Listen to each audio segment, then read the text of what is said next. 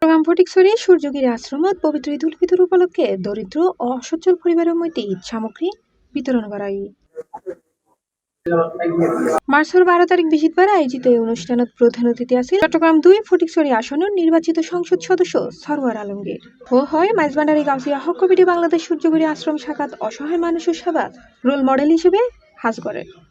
Maizbhandari Gausia hoc committee Bangladesh Suryagiri আশ্রম শাখার কর্তৃক পবিত্র ঈদ উল ফিতরের প্রাককালে ঈদ সামগ্রী বিতরণ উপলক্ষে আজকের এই অনুষ্ঠানে টোটাল 50 জনকে ঈদ সামগ্রী বিতরণ করেছি, প্রায় 12টি আইটেমে।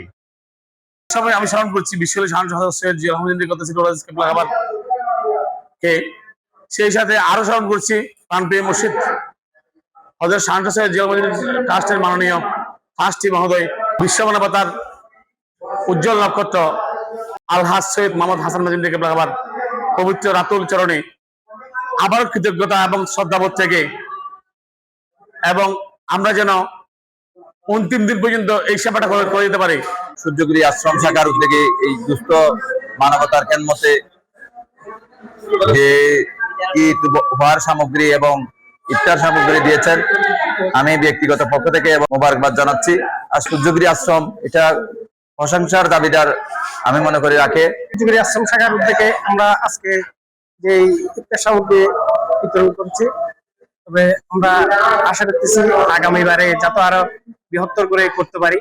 মাইজভান্ডার গাউসিয়া হক কমিটি সূর্যগিরি আশ্রম শাখার পক্ষ থেকে পবিত্র মাহে রমজান উপলক্ষে এলাকার অসচ্ছল পরিবারকে 50 জনকে সামগ্রী বিতরণ করেছেন। শহীদ মোহাম্মদ মাইজভান্ডারের নির্দেশে যে মানবতার খেদমত সূর্যগিরি আশ্রম আগামীবার আরো বেশি করার জন্য আশ্রমের প্রতিষ্ঠাতা ও অধ্যক্ষ লায়ন ডাক্তার বরুণ কুমার আচার্য বালাইয়ের সভাপতিত্বে অনুষ্ঠানত বিশেষ অতিথি আছেন ফটিকছড়ি উপজেলা নির্বাহী কর্মকর্তা সাইদ মোহাম্মদ ইব্রাহিম।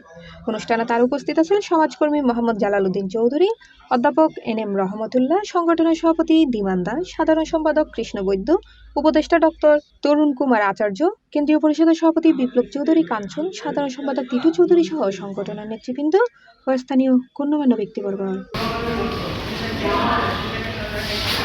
C+ TV, Chittagong.